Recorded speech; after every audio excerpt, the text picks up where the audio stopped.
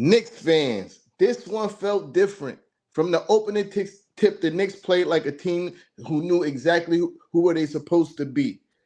McBride starting tonight delivered 19 points, 5 threes, and real poise. Set the tone early. Brunson, surgical again, 33, 6 points. 33 and 6. My bad. It's the Budweisers. Cat gave a strong and efficient 19 and 10.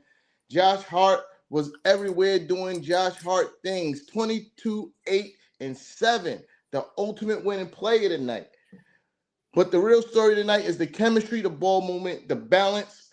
26 assists, 50% from 3, 57 from the field.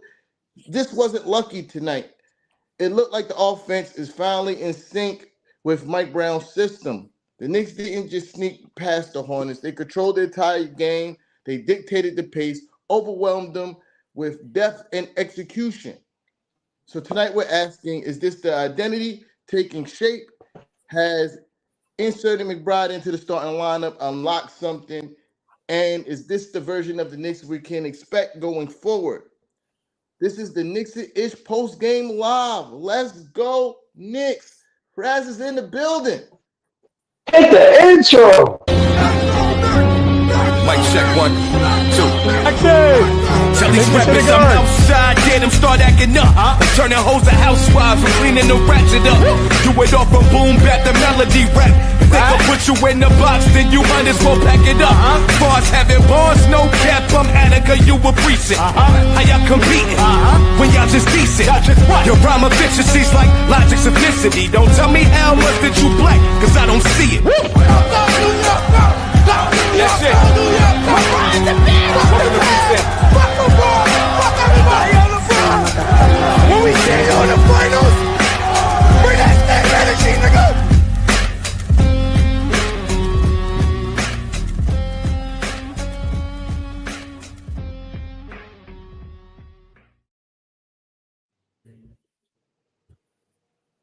Yeah, live and direct.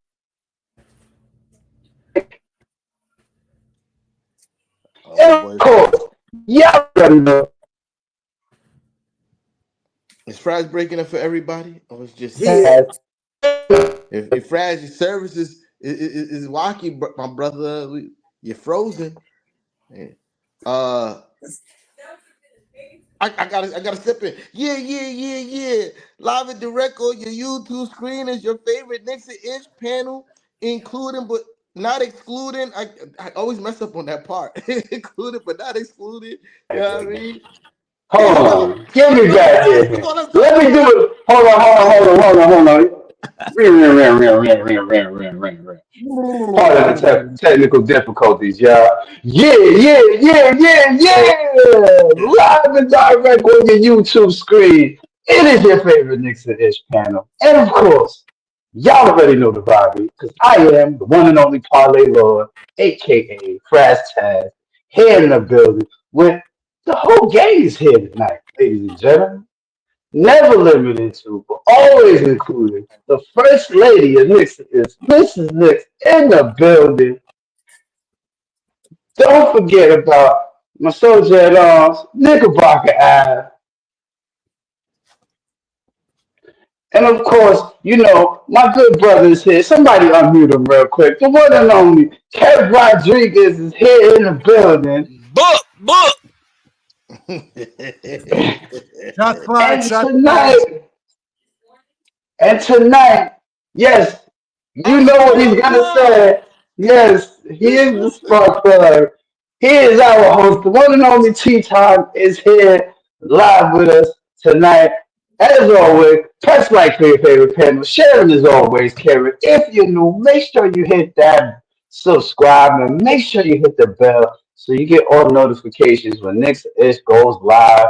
It is time for the usual housekeeping. And first and foremost, please put it up there. Darlene, sis, you already know what it is. Salute to you, Darlene. That's the day one right there. Big up Mr. Phillip York is in the building. We see you out there. Yeah, I mean, Jeremy's house. Jeremy's house. Big up to you for the pull up. Jermaine Brown, we see you out there. We see you out there in the comments. Definitely. Yeah, Yo, we got yeah. Well, international people talking, dog. We got internet. Look at that. in Colombia, wow, that's Gracias great, por tu man. Now that's atención, fire. gracias por That's fire. vernos. Te lo aprecio, te agradezco con todo mi corazón. Y aquí en Nixon Ish, gracias, muchísimas gracias.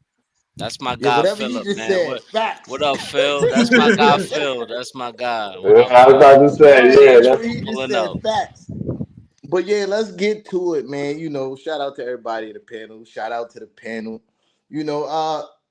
The Knicks one beat attack. the Hornets 129 to 101 tonight. Uh, you know, let's to put things into perspective before I get to my questions. After beating the trash ass Nets belt to ass, uh, and beating the trash ass Charlotte Hornets belt to ass. I just all that's considered. We're considering that. Yeah, I mean, we know we know that these teams are trash, but it's still something to be said to handling the teams that you're supposed to handle, right? So the overall senses I got, or one of the questions I got right now, what did tonight show us about this where this team is headed, right? Was this the best the offense looked under Mike Brown? Uh, since Mrs. Nix is the closest to me, Mrs. Nix, how you feeling tonight? I feel good tonight, but today's win doesn't tell me anything. I need to see it consistently. But tonight's win was nice. I mean, it was what we expected. Belt to ass, the way it's supposed to be every damn night when we play teams like this. Um, I mean, I don't know how many shows in a row I've said it. Run the offense through Cat, and we did it in the first half, and look where it got us, right? I loved it. And I loved that Macau kept going to the paint. JB kept going to the paint. We didn't just settle for the three. My concern is I watched the post game and Mike Brown said, but we only took 25 threes, as if that's a bad thing. Bro, we just won a game. That should tell you we do not need to shoot 45 threes every goddamn game to win games. We are an inside presence team, and we need to use our skill set as a team to beat other teams. Our skill set, our team is built with guys that can penetrate the basketball into the paint, that have a mid-range game, that can bully dudes in the paint. So I see no problem with 25 threes and a 28-point win. So that's why I don't know what this game means for the offense, because clearly he didn't look happy about taking 25 threes. I, myself, am ecstatic that we didn't take 43s. That's fact. I saw But you in yeah, the time laughing like you knew I was going to say that shit. As soon as I heard him say that, I said, this is about to. He's about to get on Mike Brown on that one. I was confused as well. Like, but bro, like, we just washed these dudes up. You feel me? But anyway, nigga Bucket Ave, talk to me. I was kind of surprised. Con Kneppel had the performance he did. I was actually looking forward to seeing how he would perform against the Knicks. I figured that he would have like a crazy game. I was considering the performance he's been putting out for Charlotte. I'd be surprised if he doesn't win Rookie of the Month this month. But all in all, the Knicks. This is the game. First of all, you needed to have. You needed to take this game. Without a doubt, Charlotte is a bum team. Even if it is for the Sippy Cup, it is what it is. But the reality is that the Knicks played like a team that knew what to do on that court, knew where to find their teammates, where to move the ball. They protected the rock, and they asserted their dominance. And just as I said, if you run the offense primarily through Karl-Anthony Towns and keeping Jalen Brunson off ball, you're going to get, prime results. And even with young teams and, with more established veteran teams. So I don't understand what you would be upset about in terms of that statistic, Coach Brown. But last I checked, a W is a W. And the reality is that it was a much needed W on the road against a team that you knew that you had to beat. And honestly, I'm happy about it. Am I completely ecstatic over the moon? No, because, we still have a lot of work to do. That I agree with him on. But in terms of the 25 threes versus the 40, we still shot 50% over, from 3-point line. We shot over 57% from the field. We hit most of our free throws. We pretty much kept Charlotte at bay the entire game. I don't care what the numbers say. A W is a W, and that should be the most important thing. I guess this is the part where we start to really dissect the philosophies between Coach Mike Brown and former head coach Tom Thibodeau. Kev. Listen, man, like, to be honest with you, I'm gonna end on this, man. I'm not. We played the worst team in basketball tonight. We should have fucking beat their ass 129-101. Anything less than that, I would have been fucking furious. You probably would have seen a whole different Kev. To be honest with you, man, like, the Hornets are the worst 3-point. They defend the worst at the 3-point line. So, we did what we were supposed to do. I'm glad we shot 25 threes instead of 40. It's about time. I think I just said that in the game before. Let's cut that shit. I didn't say 25 though. I think I said 35, 30 to 35. But if you want to do 25, be my guest. I love it. And we shot it at a high clip today, 52%. You know what I'm saying? So I'm happy with it. Josh and Deuce did their thing. You know what I mean? But again, we're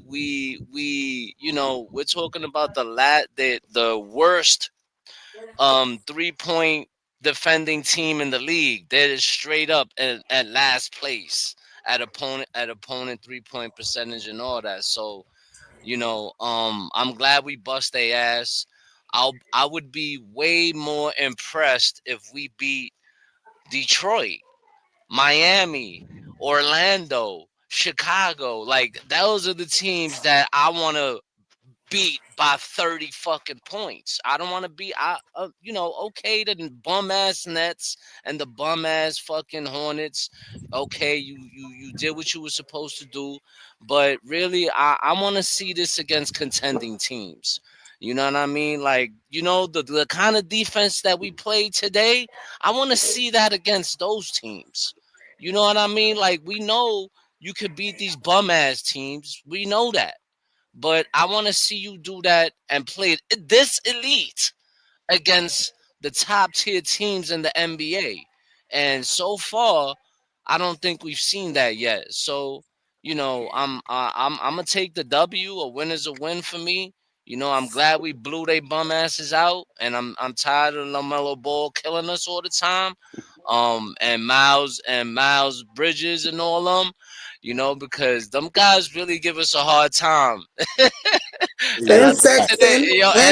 And Sexton, right. I even forgot Sexton was on that team. I said, oh, shit. Yeah. I ain't gonna lie. I ain't gonna lie. Listen to me. When I saw the lineup, I'm like, oh man, bro. Like, the way we've been playing defense lately, I ain't gonna lie. I'm like, Jesus Christ, LaMelo boys. He's mad as it is. They're gonna come in there and fucking bust our ass. And I'm glad the Knicks completely fucking proved me wrong, because my mind was not right today when it came to them, bro. I really was like, damn, up and down about it. You know what I mean? Hey. Pause. Yo, Pause.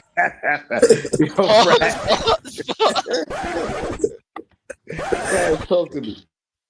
Well, first off, shout out everybody in the building. Y'all know how I do when I'm on before I start off the first segment. This is how it's supposed to look every game, or at least how we want it to look every game. You got Cat with another double double, 19 and 10, off of 6 of 13. You got Josh Hart with 8 for 13, 4 3 pointers, 22 points, 8 rebounds, 7 assists, 3 steals. Then there go Bridges numbers because I was just Bridges was just my next person. You forgot to add one thing on that Deuce there. 5 for 5 from three and 6 for 8 from the field for Deuce McBride. I'm telling you, Deuce McBride is one of the biggest pieces that we need to keep here in Knicks camp because he understands the assignment. And he's starting to look like Brunson, if we haven't mentioned that enough here on Nixon. Anyway, Deuce McBride is starting. I think he's really been working with Brunson in the gym and working on his footwork. And that's the thing that I think all the guys need to start doing is working on their footwork. But um, out rebounded them. Here, let me give you the rest of the stats. None of the other players touched on it yet. Points in the paint, 64-40 in favor of the Knicks. Fast break points, 20 to 5 in favor of the Knicks. 17 points off of, no, 21 points, I'm sorry. 21 points off of 17 Charlotte turnovers. Out rebounded them by 6. And again, as the panel mentioned earlier, the Knicks shot over 50% from the field overall, from field goal, from twos and threes, and 89% from the line tonight. Only missed 2 free throws. So again, let me say it for y'all because I've said it a number of lives, and I'm gonna keep saying it till I see it. The word is consistency. That's what we need over here in Knicks camp for the rest of the season. Consistency. And hopefully the Knicks catch this stride and we start one of the win streaks like we've done the prior 2 years around this time. You know, my little 2 cents. You know what I mean? The first part of the question was Wait, we're gonna have to change that to 5 soon because they don't make no more pennies. first part of the question was uh what did this team show us tonight? I get where Mrs. Knicks and Kev is coming from because it's the bum ass Hornets. I disagree because not because of the team we played, is the adjustments I saw in the team, right? Uh like everybody mentioned pretty much was the less 3-point shots that was taken tonight. That was a good sign. I mean, them doing what Mrs. Knicks has been asking for the last few games is playing through Cat, which ultimately is Cat taking advantage of the matchups that he's faced with every night. They're putting smaller guys on him. I hate Shaq when he talks about the Knicks, but he's right when it comes to when he talks about big man. In his words, if they're gonna put a little guy on you, you got to punish them. You got to make sure they pay for it every time they match you up with a little guy. If you put him in the paint, barbecue chicken alert. Yeah, I mean that's what we see from Cat these last 2 games when they're putting players on him. He's taking advantage of the matchup and creating plays off of that action. That was something that was not happening, before these last 2 games. He was settling for a lot of threes. It was either a three or a drive from the top of the key, and that's nasty offense for him. He's being way more efficient these last 2 games. That's one thing. Excuse me. 2. Even though it is the Charlotte Hornets, everybody on the panel mentioned a different level of a defensive intensity tonight. Getting in passing lanes, making it difficult for jump shooters and penetrators. Pause. Those are the things that I'm looking like. All right, now you're showing me something because you're adjusting to the game. Mike Brown saying that we only shot 25 threes is nasty work. I ain't gonna lie, that's nasty work. You feel me? It's a blowout win, and you in your mind is saying that we didn't shoot enough threes is crazy because it's not how many threes you shoot, is how many you make. We shot 25 but made half of them. What more could you ask for? What more you ask for? Because we've been shooting 40 and only making 8. What are we talking about? You feel me? And that has an domino effect with the team and how they play, right? The shots stop falling. Nobody wants to play defense. We see it. Nobody wants to play defense. And everybody, what I saw tonight is everybody just out there hooping. They're hooping. Like, and what I mean by that is everybody's being aggressive. They taking the shots that's given to them. You know what I mean? Like everybody is making themselves dangerous on the court. And that's the kind of offense and the kind of basketball we need to play going forward. Is everybody. You see Josh Hart. Josh Hart is the best for us when he's being aggressive on both ends of the basketball court, and especially on the offensive end. When he's not being aggressive, it's like the defense is playing 4-on-5. But I know Josh Hart is not going to give us this production offensively every night. But this level of aggression could be contained. I mean, maintained, not contained, maintained. You feel me? Like, and he was shooting like crazy tonight too. That was a pause, but yeah, he was shooting threes like crazy tonight. You know what I mean? Shout out to Josh Hart. Yeah, I mean, shout out to Jordan Clarkson too, not just chucking up threes and getting in the mix and attacking the paint, getting to the floor. I'm gonna land the plane here on this. We have bucket getters. We don't have 3-point specialists. We got guys that can shoot the threes, but we have a whole bunch of bucket getters. You feel me? And we saw everybody getting buckets. Shout out to Tyler Kolek too. Kev was talking about this in the chat from the Nets game, and I started to pay attention this game. I said, "Oh, he's really out there playing some defense." Bro is really stepped up his defensive game. Shout out to Tyler Kolek. But to keep things moving, this next one is going to be another 2-part question. What part of tonight's performance is most repeatable? And the next question is, did anything still raise concern despite the blowout? Knickerbocker Ave. I think that defense is always going to be a thing for me. Being able to defend the three is going to be very important, especially because you're not going to play a Charlotte. You're not going to play a Charlotte Hornets team. You're not going to play a bum ass team every other night. You're gonna have teams that can just spray threes and they can do it at a consistent clip. You're gonna play a Warriors team. You're gonna play an Oklahoma City Thunder team. You're gonna play an Orlando team again. You're gonna play other teams that that may just have it that night. So, what are you going to do about defending the 3-pointer? I'm not expecting them to to give them the big donut or anything like that. I'm expecting them to at least contest some threes, make shots difficult, and being consistent on the defensive end. Defense is going to win championships. It is one of the oldest sayings in sports, but it is the most accurate. If you can stop your opponent from doing what they want to do on that floor, you have a better shot of winning consistently.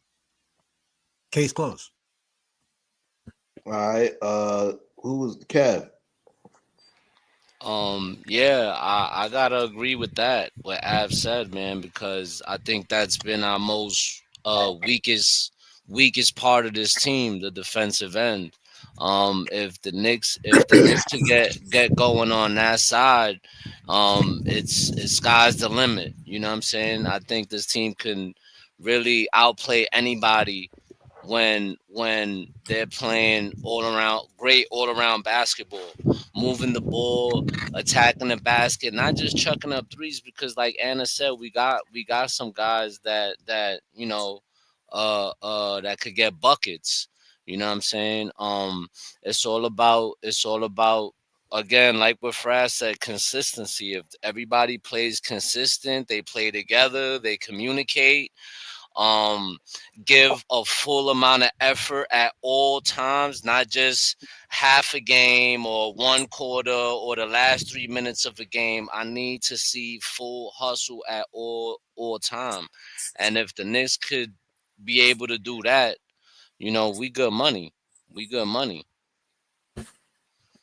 Fraz All right. What's the question again? is a two-parter. What from tonight's performance is the most repeatable? And the next question is, did anything from tonight still raise concern despite the blowout? The most repeatable. The numbers say what's most repeatable. Points in the paint. That's most repeatable. Why? That's the base of the offensive game. And another thing that's repeatable that needs to happen a lot more is defensive stops.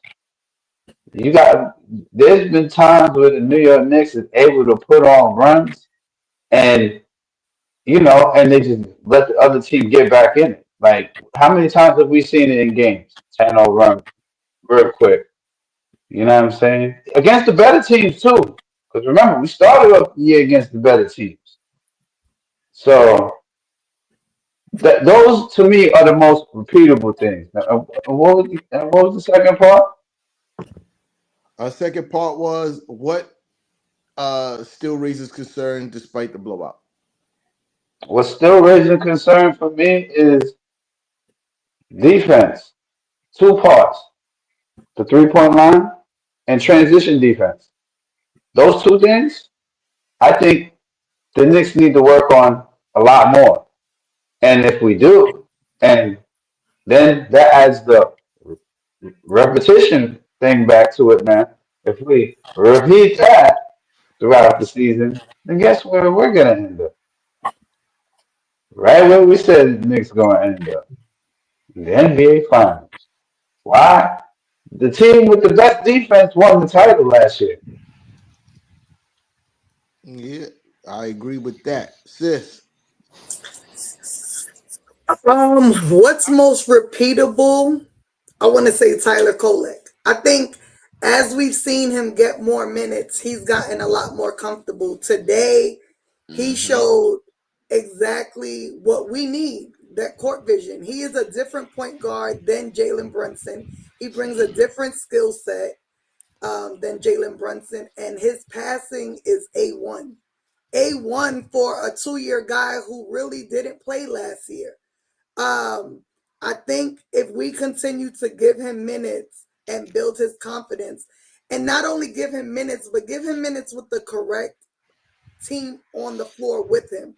I was on a show last night as a guest, and I literally said, I need to see Tyler in with Cat and McCall. He needs to be in with guys that can score and not guys like Josh when he's not being aggressive and Mitch, who we know isn't a scorer. He needs to be in with guys that he can literally facilitate the basketball with. And so being able to see it tonight and see his vision and just the precise passing, I think that is doable again and again and again. I think we need to we need to we need to build Tyler to be that true backup for Jalen. Yo, can I? Um, My bad. I'm Go sorry. I ahead, didn't know. I Kev. no no no no. Go ahead. I didn't know you. I thought you finished. I'm sorry. Go ahead. I'm I was sorry. finished with that part. Okay, no. Go ahead. I apologize. I didn't mean to cut. And then what concerns me, y'all said defense. I'm gonna go with the offensive scheme. His comments in that post game do not have me feeling good as a fan. It just doesn't. It doesn't sit good in my soul.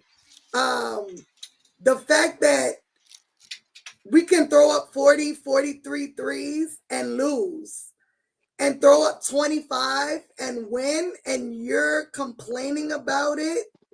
tells me that the guys just went out and did what they felt was best to win and not none of your game plan. And so if that's the game plan that you want, let's just go out and shoot threes, regardless of if they go in or not. That's my concern. Because like P-Time said, again, we have scorers. We do not have Steph Curry's on our team. You know what I mean? We have guys that can shoot the three at a high level, here and there, but not on an every night basis. And so, bro, your offensive scheme concerns me as a lifelong fan. and I thank the Knicks for doing whatever they felt they needed to do to get this win. Because God knows if we would have shot 43s and took a loss, this show would have went apeshit tonight. Yo, That's a fact. telling you, boy. Rant on rant. I would have fucking went Like ballistic. 5 in a row. I would have been, like I don't even curse like that. I would have been dropping all kind of F-bombs, bro. Yeah. Oh, I would have went drill instructor on them. I would have went fucking bananas. Trust me. Now, if we'd have lost tonight because we shot too many threes, it'd definitely been nasty work. Definitely Eat the Beat would have been dropped tonight. But my little 2 cents on the topic. What's the most repeatable is Cat taking advantage of the matchups. I want every time they put a smaller defender on him, he needs to go to the paint. There's no reason for him to need, in the words of Clyde, meander around the perimeter when he has the matchup advantage. And that's going to open up so much more offense for the rest of the team if he's taking advantage of that, because you have to double team. And then when you force them to stop guarding you with a smaller guy and go back to a traditional center trying to guard you, then you could do the things that you were doing before, driving from the top of the key. You're going to get a lot more space and separation on a 3-point line. This is what I'm talking about. That is repeatable. He could do that every game. Excuse me. But yeah, that and that, and to mention something that Mrs. Nick just said about the guys, doing their own thing and not taking a bajillion threes like Mike Brown wants them to. Not to to compare. I was about to say not to compare coaches, but to compare coaches. And I'm not really. This is not really shitting on Mike Brown. It's just me just going off what I've heard from both coaches. One thing Coach Tommy T says: the game tells you what shots you need to take. You feel me? And the game told them that they had the advantage going to the cup and getting to the midi. You know what I mean? And taking the best available open 3-point shot off of those actions. You feel me? And letting the shooters shoot. Not everybody shooting. You got Deuce McBride out there shooting 5 threes. He was hot tonight. He was 5 for 5. Yeah, I want you to shoot. Obviously, the cap got to get his 3-point shots up because he's the cap. And he's very efficient from the 3-point line. You feel me? Josh Hart was on the heater tonight. So he was allowed some heat checks in throughout the game. But it wasn't like how the other games were where everybody was just chucking no matter what. You feel me? So us, lowering our 3-point output is repeatable as well. Now, what concerns me still, I'll have to agree with Anna. I ain't gonna lie. I mean, Mrs. Nick, sorry. No government name, please. Yeah, my bad. You crazy part is every day. We family, so we call each other. We speak in the chat every day. And every day in the chat, I'm calling her Anna. All right? I'm sorry. Ice is now at the door. Right. So look, I would have to agree with Mrs. Nix. Is that statement was concerned, right? It's like it was a blowout win. We did what we were supposed to do and played offense the right way. And you still had to find a way to mention we only shot 25 threes. Like that was a bad thing. That's concerning, moving forward. But on to the next topic, right? Hold on.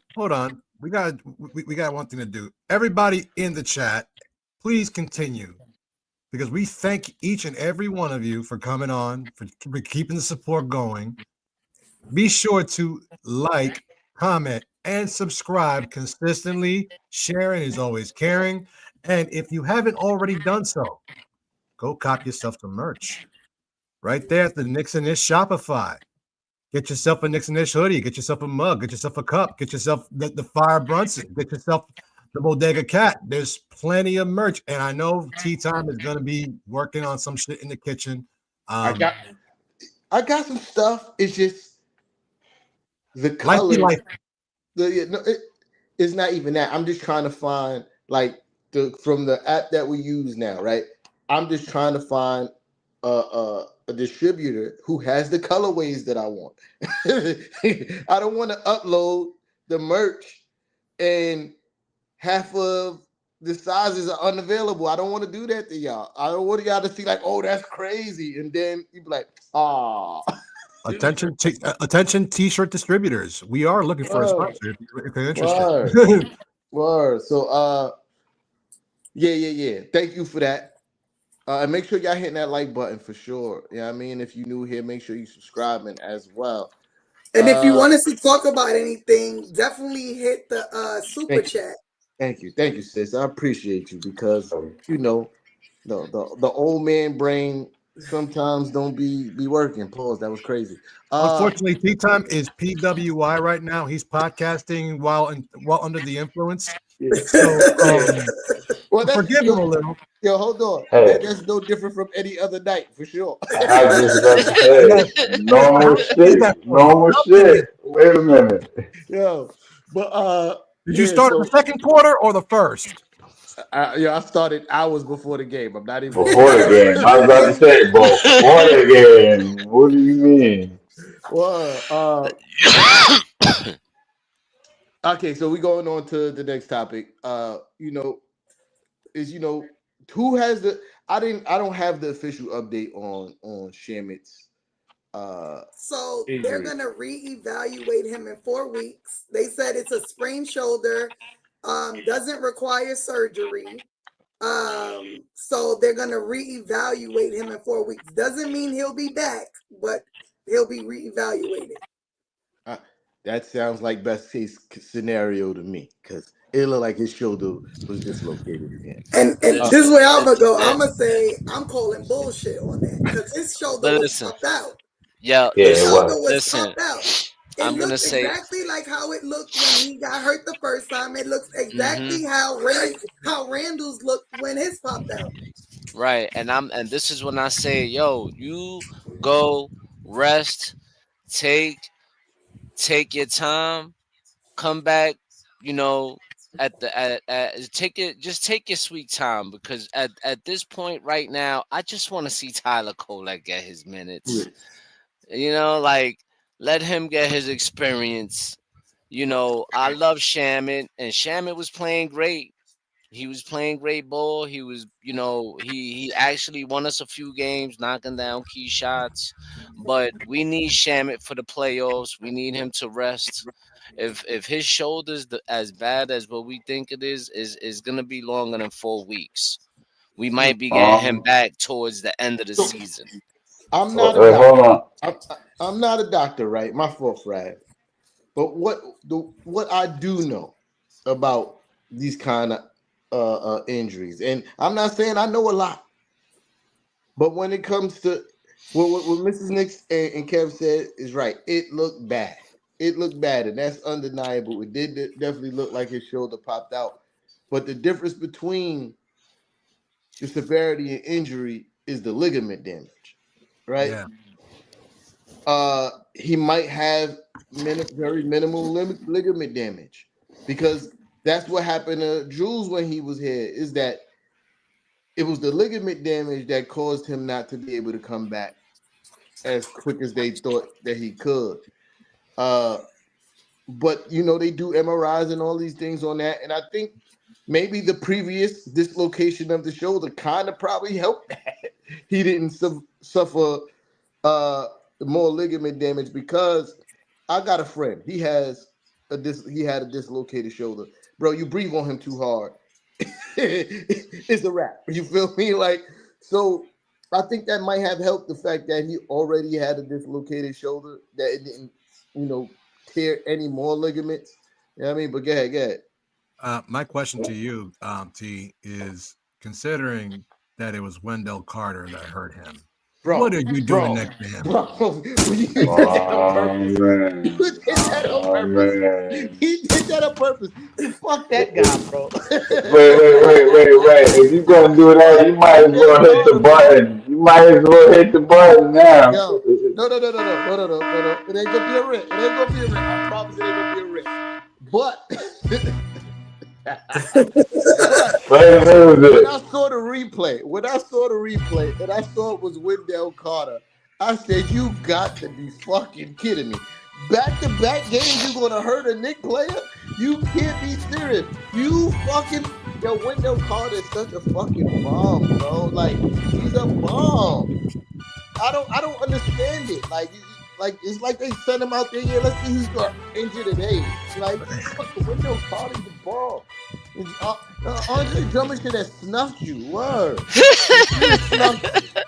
Facts. He should have snuffed you. I saw that too. I saw that. Yo, I couldn't believe my eyes when I saw it was Wendell Carter. Because if initially I wasn't I was just concerned about Shamet. Like, oh man. Damn, his shoulder hurt. So I didn't even pay attention to like who was around when it happened. And they showed the replay, and I said, This nigga. He leaned in too. Yeah, he did. He dropped his shoulder. He leaned in. He dropped. You seen him? He was like, whoop, right into him. I was like, wow. Fuck That's that a guy. fact, Fuck. Mr. Nick. I was like, Suggs wow. too. But that team is Isn't he a dating tough Angel team Reese all right the now? way around, bro. Yeah. How Wait, he did that? wait. I'm Before confused. But anyway, we we I'm no we hater. we forgot to mention that was the cup game that we just played. As a matter of Yeah, it fact, was a so cup the game. floor Oh, Yeah, that was that's a a cup fact. game. and Fact. I didn't know and that until I saw like the the floor. floor. Yeah, I was like, Yeah, and that means we have a 28-point differential if we won 129-101, right? Right. Yeah. That means we're in pretty good shape to move on. I'm not saying like we're amped about the cup. I'm just saying this actually technically Yeah, is. listen, hold on. Nigga bucket Av call it the sippy cup. I get it. Yeah, I mean, I Sure, he still did want to say win that. shit. I don't care what it is. Oh yeah, I he don't care said what yeah. it is. Listen, I'm the kind of person I won't let my daughter beat me in checkers. I want to win everything. Everything. It's fucked up. I don't want to lose nothing. Everything. So I understand. It might not. Good. It's not the Larry O'Brien. You feel me? It's not that. But I want to win everything. You feel me? Like Hmm. sippy cup. Yeah, I want to win a sippy cup. We all started from somewhere. We all started Facts. from a sippy cup. Facts. All right, but let's get to these questions. With Shaman out, who filled the void the best tonight? Kev. Nigga Buck Av saw the last one, yeah. I mean, I mean, not. Does it have to be tonight or like throughout the season? I mean, well, Shaman's been missing what, 2 games now? 3? Yeah, 3. 3. I mean, I right now Jordan Clarkson been playing much better. He looks more comfortable out there. I think he gotta just stay away from foul trouble. He's another one. Um, but other than that, he just got to stay out of foul trouble, man. I like Jordan Clarkson. I was happy when we signed him. But he's been playing. He's been stepping up, man. I can't even hold you. Like he looks more comfortable with the team now. He's actually moving the ball around too. So I like to see that because before he was just JC the Chucker. So, but yeah, I would have to say Jordan Clarkson. But I want to see more Tyler Kolek though. That's who I want to see more of. I know he's getting his time. He's starting to look way more comfortable out there. Um, especially defensively, man. I went back and I started watching that Brooklyn Nets game, and I was hyped, bro. I was like, yo, my man is staying with his guys, forcing guys to miss 3-point shots, So that's who I really want to see pick up where Shamet left off. If I answered your question correctly. Yeah, you did. It fries. So wait. Let me hear it again. What's the question? Let me hear it again. Uh, who filled the void of Sherman's absence the most? Whether it's tonight or the last three games, use your discretion. Well, if it's last three games, we can't forget about Deuce McBride. I mean, how this panel called it when it came to Deuce McBride and us selecting him as a Knick player. Like you see the difference in his confidence. It's like he understands the assignment. Like Deuce, and I think Deuce is a critical piece to that bench as well as the aforementioned Jordan Clarkson. And I would like to see Ariel Hufford step up. And I'll tell you why real quick.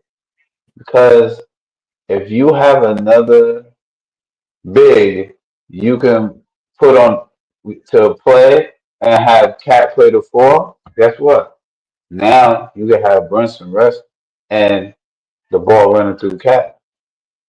Like how he likes to rest Brunson in them stretches, especially like the third end of the third into the fourth.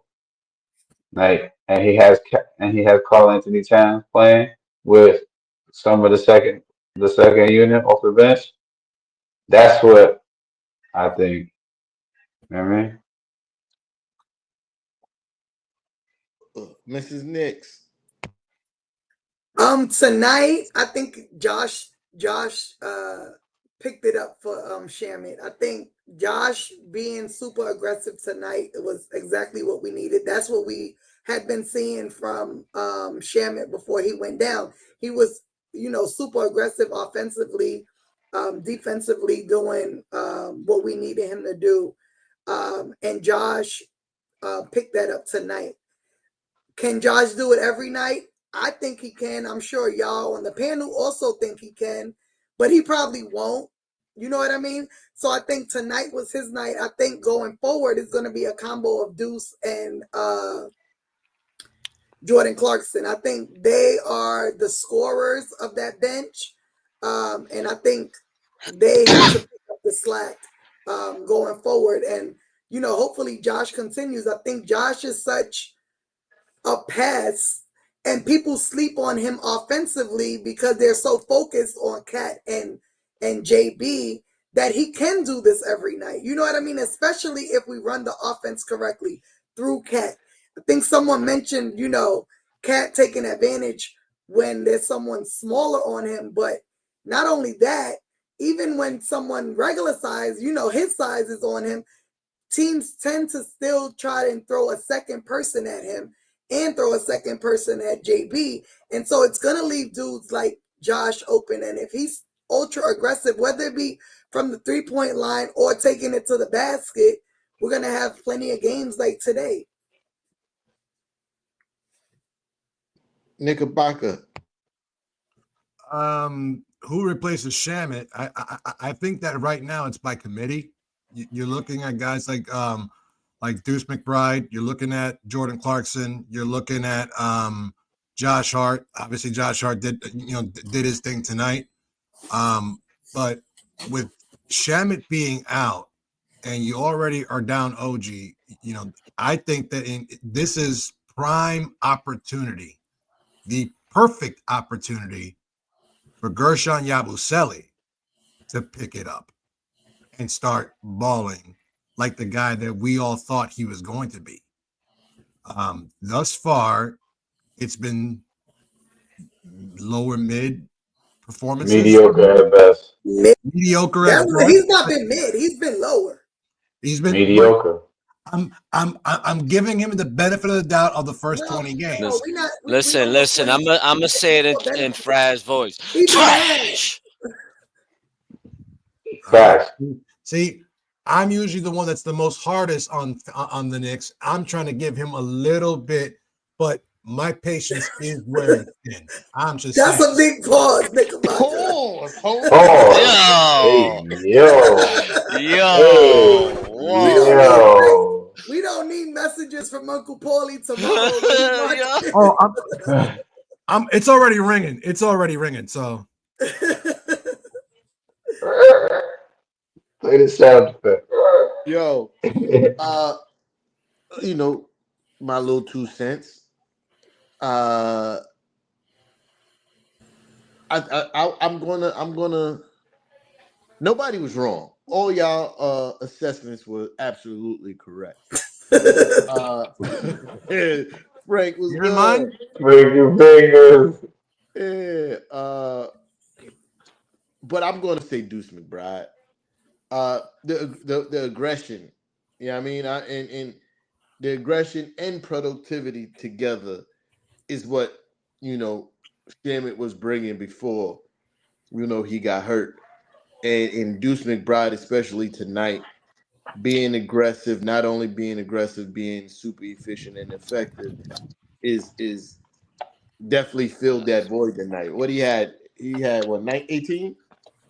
19. 19. I gotta smoke to that because that's definitely what Shamet was doing before he got hurt. He was like, I wouldn't say consistently, but very frequently around the 15 to 18 point per a game. Every time he hit the court, you feel me? So that's why I give it to Deuce. But I will also agree, Yabusele got to figure something out. But I'm going to be the one to defend him today. It's hard to do that when the minutes are inconsistent. Could he be better? Absolutely, yes. Do I understand why he's not as good as I think he could be? Yes, because the minutes are inconsistent.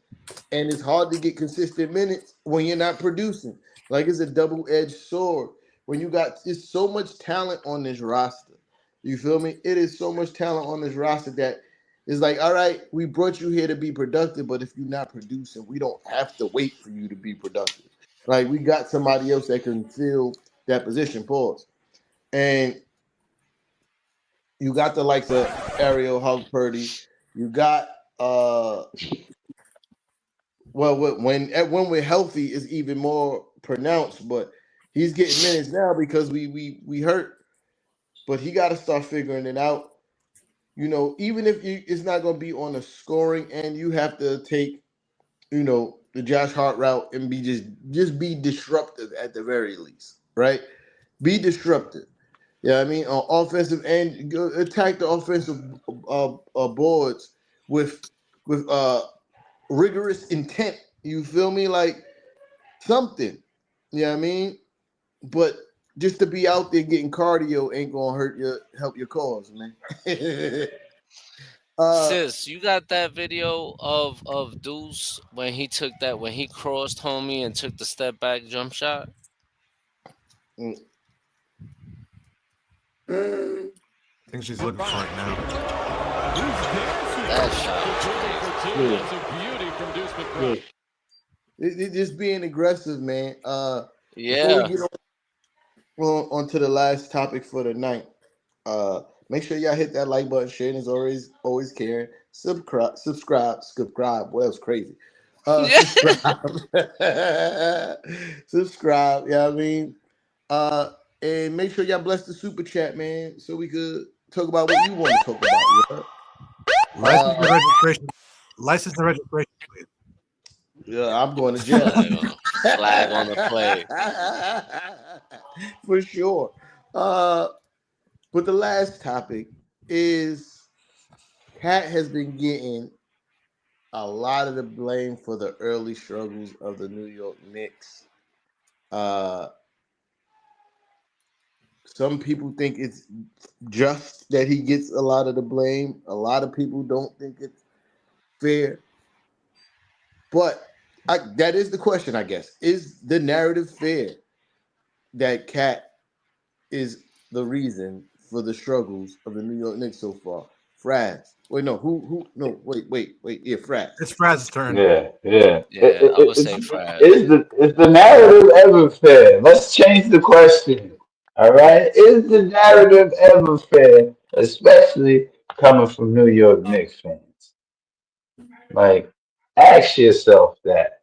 Because to me, again, y'all saw my demeanor last live I was on.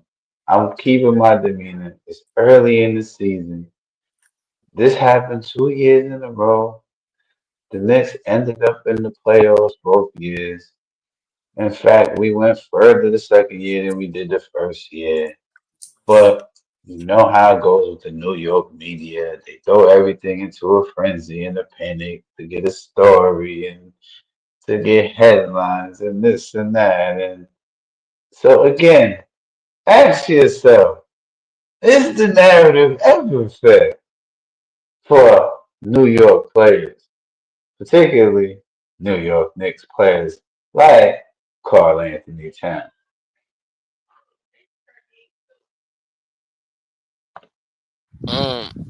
In the words of Pootie Tang, to answer your question, I have to say the Nano, my brother.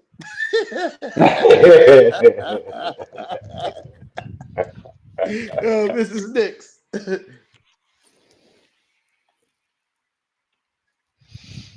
Oops. I'm about to say. Oh, you're good, you're good. He's absolutely not the reason for the struggles. The reason for the struggles is the offense, the offensive game from the coach. You can't tell me no different. Now, has Cat played a role in? Did Cat have poor games? Absolutely.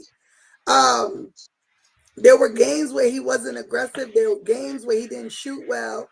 But to throw it all on him or any one player on this team is outrageous. When you look at it, when he is put in a position to be aggressive, to play his game, we come out with wins. We come out with wins like tonight. But when he's forced to just shoot threes, or when he decides to just shoot threes, then it looks terrible. I don't think it's fair to blame him, but Knicks fans just want to find someone, and they're never going to blame JB, and I don't think JB is to blame either.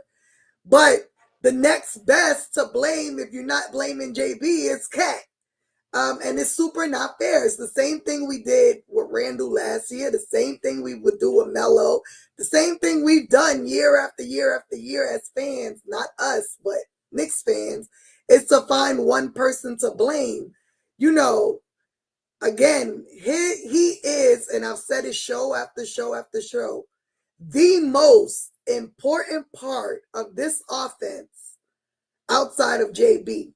He makes JB's game so much easier because he demands a second defender. Because even if they don't come to fully defend him and double team him, someone's eye is on him. Someone else's defender's eye is on him. So he is the most integral part of this offense, and we have to play him correctly. And Coach Brown needs to stop fucking being stubborn and allow these guys to play their game. They know how to win. We won without Coach Brown with this same damn lineups. We know how to win basketball games with these lineups. We know each other's strengths. You're trying to change something that wasn't fucking broken, not implement to try and improve it. You're trying to change it. So no, the issue is not Cat. The issue is absolutely not Cat. The issue is Mike Brown being stubborn as fuck.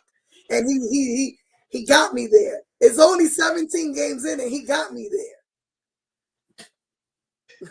Yeah, this wasn't even that bad with Coach T. I ain't never we have our moments, but 17 games in and already, Bro, because we're winning basketball games. We know how to win. We have a team that is better than what this record is. It's better than the product they're showing against severely undermanned teams like Dallas. Right. But against trash teams like Brooklyn, we should have beat their ass by 20-something points. And we struggle with them because we're shooting 45 threes. I Come agree. on, man. Knickerbocker. Thus far, I think I've been the hardest on Karl-Anthony Towns. I've called this man a bitch. Big facts. I've called him a pussy. I've called him every name in the book when I'm And he stepped up every game after you called him. And he's shut me up every single time I've done it. So for anyone to say that Karl-Anthony Towns is the reason for the Knicks' struggles, I think I would be somewhat of an authority on that, and then allow me to reiterate what's already been said. Karl-Anthony Towns is a huge key component to the Knicks' success, not their struggles. Does he contribute to losses? Yes. Does he contribute to, bad plays? Absolutely. Every player does. But to simply single out Karl-Anthony Towns as the reason as to why the Knicks are struggling is just another scapegoat reason that the toxic environment that is Knicks Twitter, for them to start firing up their bullshit trade machines and coming up with bullshit ideas that make absolutely no bit of fucking sense, except it makes you feel better and it gives you a reason to go to Dick's Sporting Goods and buy a new jersey. That's it. You want Giannis Antetokounmpo in New York Knicks colors, so you'll trade anybody. And the first one you want to trade is Karl-Anthony Towns. Why? Because, a couple of talking heads have said Karl-Anthony Towns has this issue and that issue and this and that. He lacks this and he lacks that.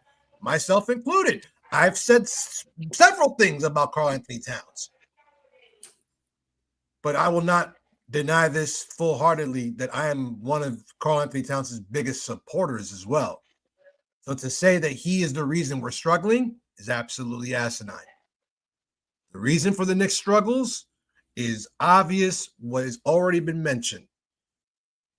The idea for Mike Brown to be implemented as the coach is to augment the offense, enhance the offense, not to completely change it and make it completely different and not workable considering the personnel and the talent that we have on this team.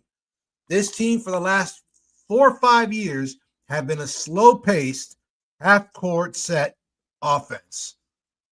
For them to change overnight just because someone in Madison Square Garden company decided that Tom Thibodeau was too stubborn or too bull-faced or whatever the case may be. Someone decided, I'm not going to mention who, that Tom Thibodeau was no longer the guy that we wanted. You struck out with every other coach that was mentioned in the newspapers. You interviewed a bunch of people. You interviewed, a great coach in Don Staley. You interviewed this person.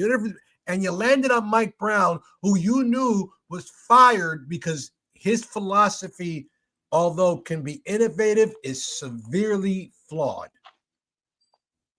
And then I keep on asking the question, what's the difference between the philosophy of Mike Brown and one of a former Knicks head coach, Mike D'Antoni? If you're just going to be focusing on offense, and not playing a lick or focusing any bit of defense, you are going to be severely, severely exposed, and it's only a matter of time. So the fact that he's complaining that we shot only 25 threes in a 28-point victory something is wrong. Especially when Karl-Anthony Towns contributed with 19 points, is a walking double-double every night, and is doing some things on the defensive end. Yes, could he be a better defender? Absolutely. 14 and 16 games. Just saying. The problem is not Karl-Anthony Towns. The problem is the offensive philosophy being instilled to them for a team that doesn't fit that philosophy. You know, again, my little 2 cents. It might be a rant somewhere in here, so nigga back ass, you don't stand by. Just it. Roger that. You know, to answer the question, is it fair? Absolutely not. It doesn't belong solely on his shoulders, but he is getting, you know, a lot of the blame. Is Karl-Anthony Towns flawed? Absolutely. You feel me? He does have flaws in his game. One being that sometimes he's too reliant and too confident in his 3-point shooting ability. That's flaw number one. Flaw number two is the fact that if the shots are not flowing, he's not going to play defense. He's already not a great defender, but if he's having an off night offensively, there's no defense to be seen by Karl-Anthony Towns. And he complains about fouls too much instead of playing the game. Those are the flaws for Cat. But again, even with knowing all that, it's still not about just Karl-Anthony Towns why we've struggled. Number one, it's 17 games under a new coach. There are going to be struggles. There are going to be ebbs and flows. Everybody's getting used to what Mike Brown wants and how they're going to all play underneath that system, right? So there are going to be ebbs and flows, especially early in the season. And I think we've seen a lot of that. The players trying to find a balance between giving Mike Brown what he wants, which is a lot of 3-pointers, and still being effective within their game, and taking advantage of opportunities that may come for each individual player. Then you got the collective team defense, and that also goes with communication. And even though most of the team has been together since last year, there have been new pieces. You got to also implement the new pieces into the roster. And then again, and then you have on top of that the inconsistency of which players are in the rotation. We are dealing with a lot of injuries and guys missing games very early in the season. You know, Deuce McBride is out like every other game. For a guy who's never really injured like that, he missed a lot of damn time. But it's stuff like that. Like that, all these things contribute to some of the struggles that we may have had this season. Now, this is the part that might be a rant. But that doesn't mean, because we still have a winning record. You know what I mean? It's still very early in the season. That doesn't mean that you open up the trade machine. You guys are annoying. For a fan base who want a championship, right? How the hell do you consistently want to trade everybody every year? That's not how you win championships. Yeah. Just not the way how it's done. It's not the way how it's done. It's never been the way how it's been done. The last time you can realistically say that it was a trade that led to a championship was Kawhi Leonard to the Raptors. But literally, it was just Kawhi Leonard for DeRozan, and the rest of the team stayed the same. There was stability there. That doesn't happen often. You can't build a team and then the next 5 minutes, whenever you feel the urge, oh, this is not what I expected at the moment, let's trade somebody. You feel me? Like I did say in the group chat, I said, yo, if things don't change, that I can see a trade happening, because that just would be the natural thing that makes sense, right? If Cat continues to play bad, I can see a trade happening. But that doesn't necessarily mean that it's his fault. It's trying to remedy something that is broken in the system. You feel me? Like, and that might not necessarily be Cat's fault. And another thing too, that I forgot to mention. Cat playing the four is not natural to Cat. He's not a four. His game may resemble a four, but he's not a four, especially on the defensive end. He can't guard fours. It makes more sense for him to guard a five because most fives in the NBA, excuse me, are not looking to score, right? Most of them are not looking to score. They're looking to rim run and rebound. That's the safest place for Cat. You put him against most fours in the NBA are mobile. You're talking about the likes of Giannis, uh, Giannis, Bam Adebayo. Like guys like that are playing the four. Those are hard covers for defensive-minded players. You feel me? Let alone somebody like Cat. So I was intrigued by the look of Mitch coming off the bench. I don't know if that's the remedy. You're freezing tea time. I think he froze. All right, so yeah, we're having technical difficulties. Like, apparently, AT&T is just not what it used to be. Well, let's move on. I think. Hold on. I didn't get to. Go I didn't ahead. get Go to ahead. give my take. I mean, to be honest with you,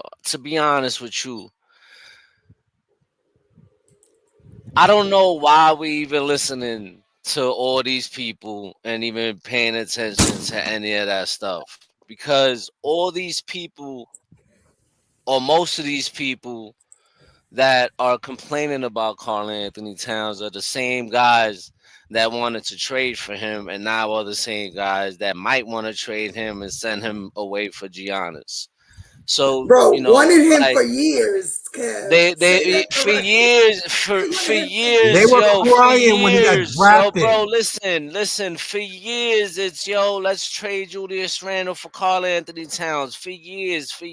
I mean, you know, so Trade I Porzingis don't for him. Let's go trade before I don't Randle. listen, like I don't even pay that stuff no mind, you know. And sometimes I kind of blame Cat for that, you know, because there are times where I feel like Cat can do better. You know what I mean? Cause sometimes he be too emotional when he's not having his way, or he's not having a good game, and he started with the stupid fouls, the lack of effort on a defensive end. Let's not sugarcoat it. You know what I mean? Because it's something that we've seen not only this year, we've seen it last year too. You know what I'm saying? The guy's a great teammate. He's a great player. I have nothing against Cat. You know what I mean? I don't think it's fair that they put it all on him, because I don't think it's all on him. I think the whole team can be better. The whole team can be better, because it's not just on him. But but I will say, you know, bro, stop. You know, like when he's playing A1 basketball and not worrying about the foul calling and not being emotional, the guy is completely unstoppable. There's not another player in this league that could really fuck with him. I always say, I said it last year. If we would have went through him in the Eastern Conference Finals, we would have went to the finals, because Indiana couldn't fuck with him. And still to this day, like we keep saying it on this panel, if you go through Cat, there's not a lot of answers out there for him. But we need him to play solid basketball. You know what I mean? We need you to be an all-around player, bro, not just one-sided.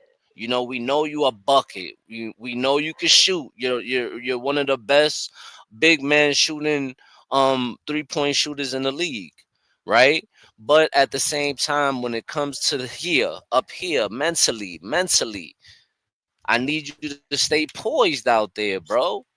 You know what I'm saying? I need you to stay poised out there, because that's what I think kind of causes some of his problems. You know what I mean? Um, so you know, this fan base, it is what it is with them, bro. Like you can't, the fan base, the media, you know, they're gonna do what they do. I'm not surprised about that at all, not one bit, and I just don't even pay them no mind. because I already know how New York fan base as a whole, not just Knicks fans, as a whole, they be switching up on players quick. For Mm-hmm. like from one day to the next. Like if right after the game, they'll go outside and rip your poster down, but forgot who started the whole shit. You know what I mean? So like I stopped paying that any mind, y'all, to be honest with you. I just want my team to play better. I just want them to do better. All the way around, bro. Offensively, defensively, because Oklahoma City look like they about to they want to repeat. I don't see them struggling at all. You know what I'm saying? So the Knicks have a lot of work to do, not just Cat, the Knicks. The New York in front of the jersey, and New York, you know, New York, that team. They the ones they all gotta play better as a team. They gotta figure it out. They All of gotta them. they gotta they gotta work on adjusting and doing the right thing. Because if not, it's gonna be hard, bro. It's gonna be hard, bro. Because there's some other teams out there that want it just like us. Pause. You know what I'm saying? There's some upcoming teams that want to disappoint us, bro. And if this is gonna be our season of destiny and our season to win a championship finally after 50 plus fucking years, then come on, guys, y'all gotta step the fuck up and start playing better. Simple. If you don't want to be criticized, play better. That's it. Whether it So be I wanted Cat, to touch. Man, I'm sorry, go Go ahead. ahead. No, go ahead. Whether it be Cat, whether it be JB, whether it be Mikal Bridges, whether it be Josh, whether it be anybody on this team, they all got to step up, hold each other accountable, and play better basketball. I don't think we can follow that. That deserves us standing a round of applause. I That was appreciate beautiful, that. man. That was I beautiful. appreciate that. That was beautiful. I appreciate I that. know we said that was going to be the last topic, but I did want to touch on Macau because I saw a comment in the chat Mm-hmm. that says it's Macau's fault. Nah. Uh-oh. And Nah. granted, it's from Steven, right? Yeah. But I got some beef with that one because I feel like Macau has been the most consistent Nick behind JV all damn season. And we don't need him. We said preseason that someone scoring was gonna be affected, right? With the additions that we brought in because we're gonna be playing more guys and all that good stuff. Macau points have gone down 1 point since last season. So far in these 17 games, his average went down 1 point. But what he's bringing defensively, even without OG on the floor, it's unmatched. How can you blame Macau for this? Like, I don't understand. He's the third leading NBA player in steals this season. And he's like 0.2 steals from being number one. Every game, he has two, 3 steals, 2, 3 blocks. Like, bro, Steven, I don't know that we're watching the same basketball games. And you brought up Josh. I mean, I understand he does bonehead plays from time to time and he turns the ball over, but let's not act like Josh don't do other things like rebound the defense. He be causing turnovers,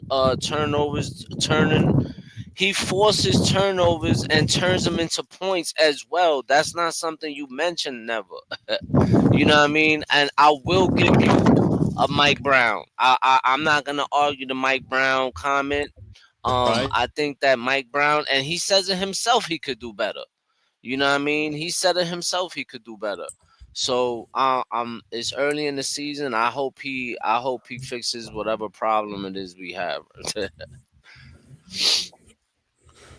All right. Well, I think that we're going into the hour and 20-minute mark. Let's go around for final thoughts real quick because tomorrow. Wait, hold on. Fraz, did you want to touch on Macau? Of course, Mikal's been the most consistent, Nick. I mean, he's actually picked up his defensive play since OG's been hurt, and he actually, to me, has improved a little bit because start of the season, he started off like round 12 to 15. Now he's been upping his point total to like 18 points a game. He's been hovering around that 18 points a game last few games, as a matter of fact. If you look at his stats. So whoever said Mikal's to blame is absolutely wrong. You can't just blame one person. Like, how you gonna blame somebody who's been consistent? Remember, the word is consistency.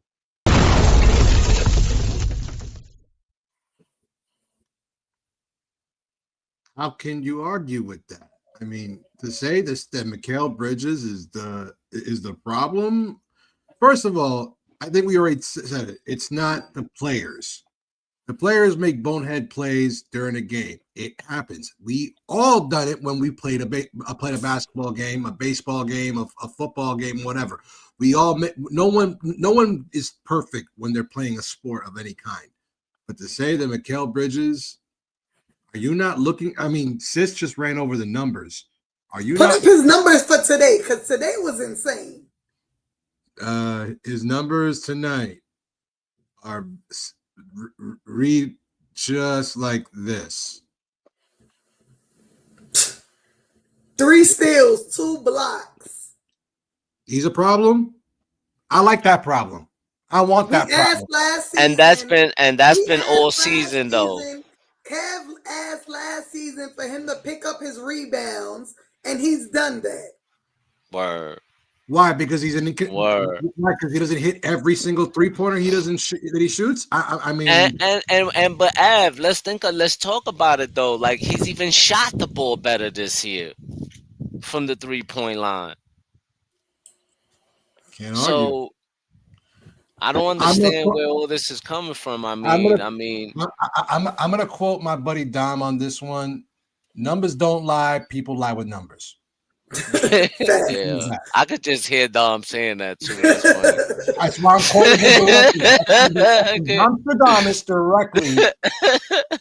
Numbers don't lie. People lie with numbers. And it's the same thing as Cat, right? Like, we don't need him to shoot so many damn threes either. Who's stopping him from the mid-range? Name me a player that's gonna stop Mikal in the mid-range. I'll wait. No.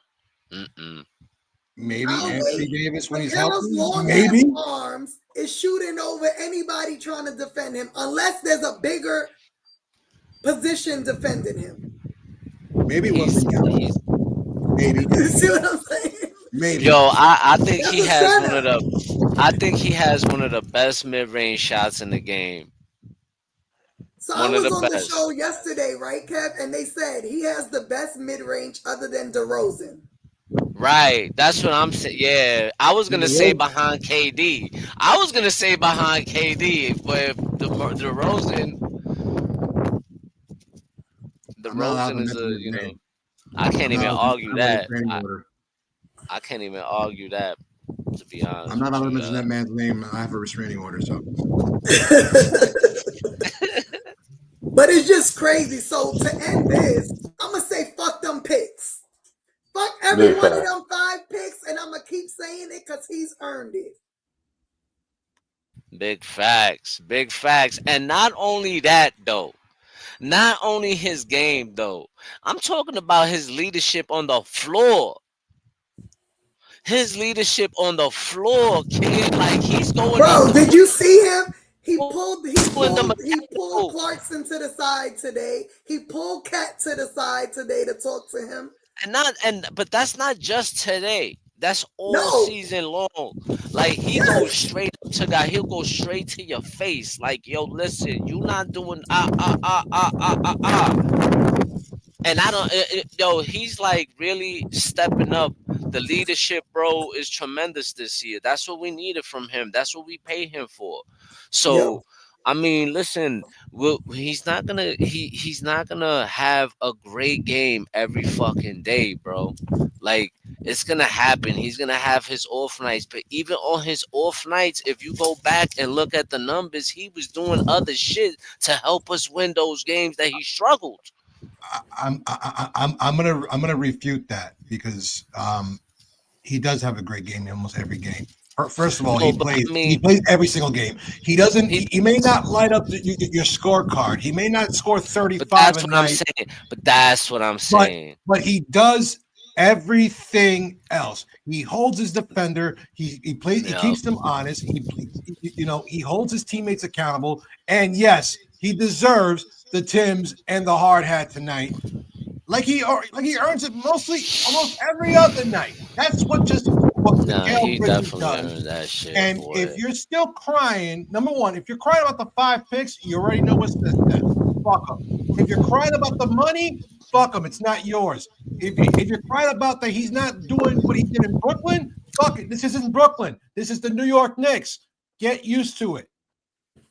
I think this is a. I think this is a better version of Me too. Bridges. I think this is a This better is almost better like the than the Phoenix Brooklyn Mikal Nets. Bridges. I've gone on record already said it. Mikal Bridges Right. is more than likely going to be an all-star this season, and if he doesn't, it's because it's It's that dirty man. blasphemous. It's It's blasphemous. bullshit.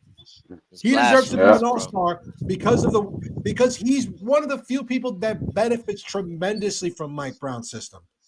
But Right. I mean, if he And could you can just see it. get away from the 3-point bullshit, I mean, I'm good. And listen, him taking control of the offense as well. You can see it takes a lot of pressure. Not just Cat. It's not just Cat that's taking pressure off of JB. It's Mikal too. For Yo, give me the sure. I'm bringing the ball up. And then even when JB don't play, we win games. Facts. And if I'm not mistaken, if we going into last year, I think we like what 12-6, 12-7 without JB Something like that. Because he took over games. because of Mikal, bro. And a lot of those games that we won was because Mikal stepped up, bro. You know what I mean? Right. And listen, man, I never had a doubt in Mikal. Never. Facts. You know what I'm saying? I will say this. That locker room in Charlotte looks terrible. Y'all gotta do better for our players because that looks Oh, terrible. man, listen, you Well, can see why Yeah. LaMelo Ball don't want to be there no more, bro. Look at that LaMelo locker Ball room. don't want to What be is there no that? more, bro. LaMelo Ball, that shit look like Like a hotel conference room. right, Well, right, things have dropped off since right. Michael Jordan left, so you Yeah. know that ownership You money. listen, Not what it was. listen. If y'all don't want Miles Bridges, I'll take him. You know, him coming off the bench on our team would be crazy. Facts. Facts. All right. So looking ahead of the schedule, I please include this in your final thoughts. We return on Friday when we come home to play the Milwaukee Bucks. Then Sunday against the Toronto Raptors before we head to Boston on Tuesday night, and then we have 3 straight at home against Charlotte, the Utah Jazz, and yes, the Orlando Magic. Quick thoughts on what we're doing. I told y'all 3-2, didn't I? I told y'all 3-2 on the 5-game road trip because I felt there was a couple of little losses in there. It was a little shaky. But as far as these games coming up, listen,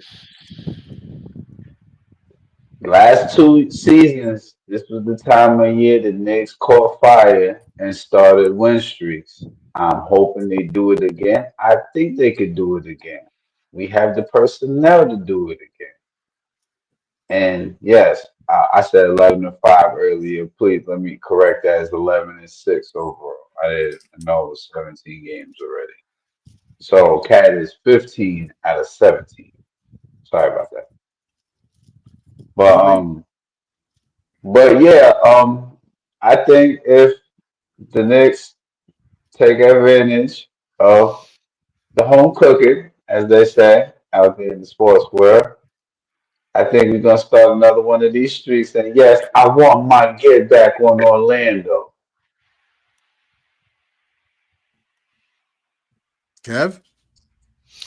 Um, to be honest with you, man, like shout out to the troll. Appreciate you for the pull up, my guy.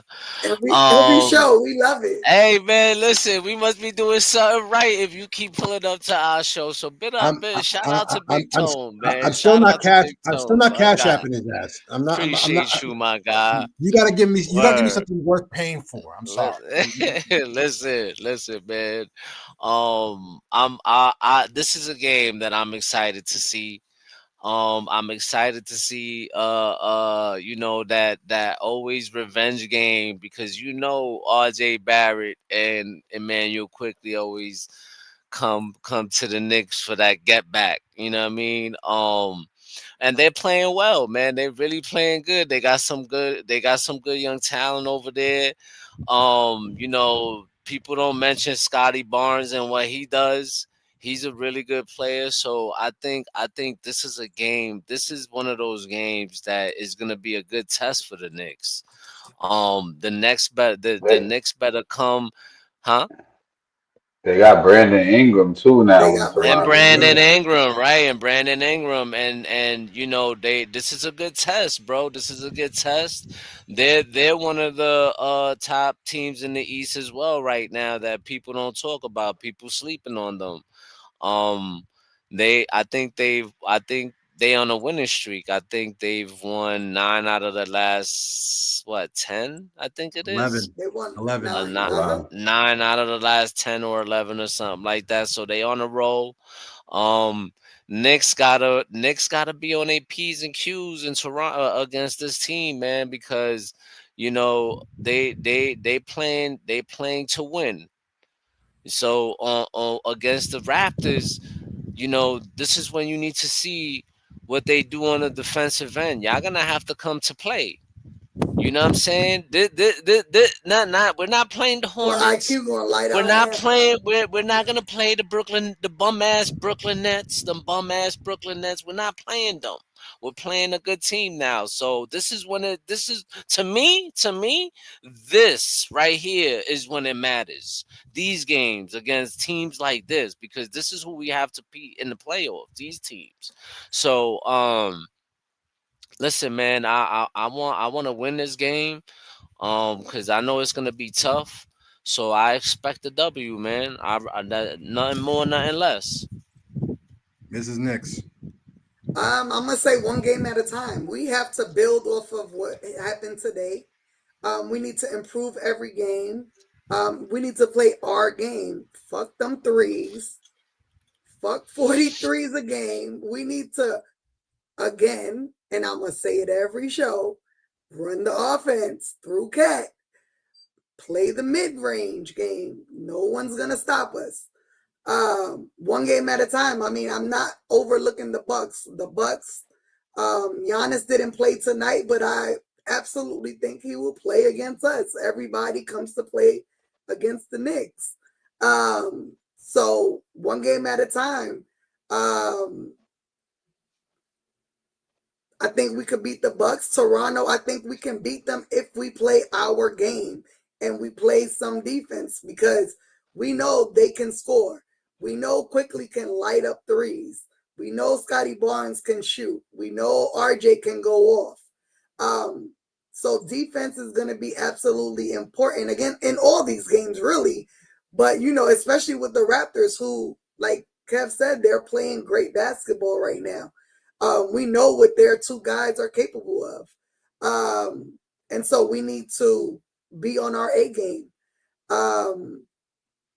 And the Celtics, I think Jalen Brown, he wants his get back against us. So we need to play Knicks basketball. I don't think I think we can win all 3 games if we play Knicks basketball and adjust to what they're giving us. You know what I mean? Not just defer to the 3. We need to play like we have some damn sense and we not an elementary school basketball team.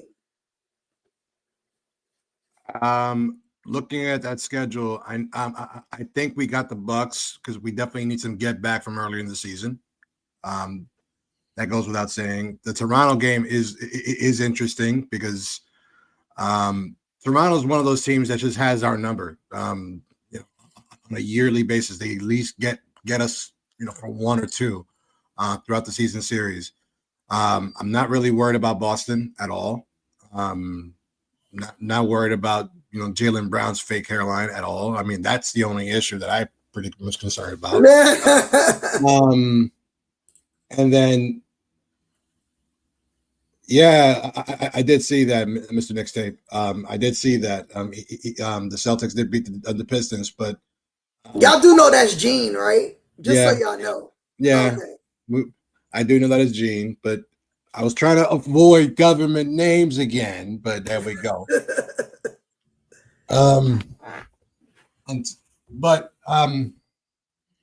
I think we can definitely go 4-1 over the next 5, if not 5-0, because I'm not really worried about the Bucks right now. The Bucks are not the same team that we played earlier in the season. Toronto's the only game that I think that is going to give us a hard time. Boston, I'm not too concerned about. Utah, forget it. And then Orlando, we owe their ass. We better come out pissed off. Just saying. We need to put, belt to ass. Belt to ass.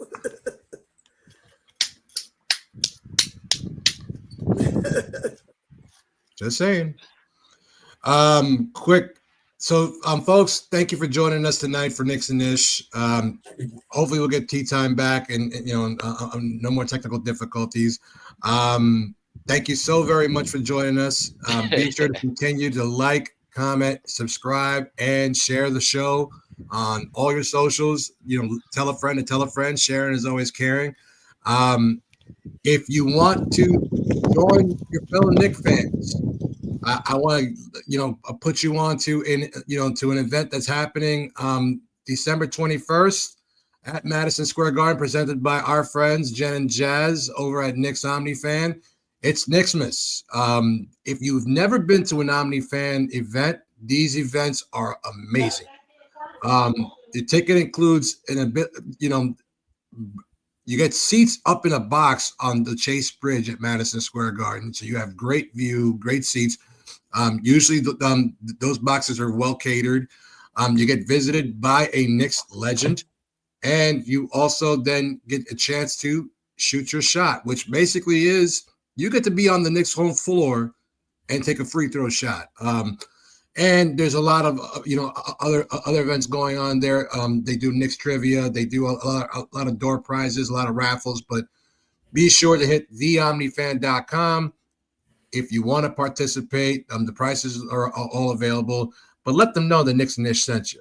Let them know that it was us. Let them know because we show love and support. And if you have an event that you want to promote that's Knicks related, please shoot us. Shoot us a message. Let us know. We're on Instagram. We're on Facebook. We're on Twitter. We're on X. I'm sorry. We're on Threads. We're on TikTok. Where else we're here? Discord. We're on the Discord as well. And eventually we'll probably put on the Gmail too. So if you have an event, you have something Knicks related, you want you want us to shout you out, let us know. We're about building a friendly community of fellow Knicks fans who talk that Knicks and Ish. You know what I'm saying? That's what's most important. But anything before we go, folks? Let's go Knicks. As always. So before we go, yes. Everybody enjoy your holiday, whether you celebrate Thanksgiving or not, for what it's worth. Take the time, tell your loved ones you love them, spend good time with them. We definitely appreciate y'all, and I'm thankful that, y'all choose us to watch every night after basketball games. We're just regular Knicks fans that like talking shit and enjoy spending 2 hours with y'all after every game. So we're absolutely thankful for y'all. Absolutely thankful for y'all. But definitely, you know, send your love to your loved ones because, you know, life is short and, you know, you got to do it while everyone's still alive. Word. Absolutely. Happy Thanksgiving, everyone. Please enjoy it responsibly because we all know there's a lot of crazies out there. But take care of yourselves. Give thanks for your family. Give thanks for everything positive that's going on in your life. We thank you. We love you all. Yes, even you, Big Tone. We love you in some weird way. And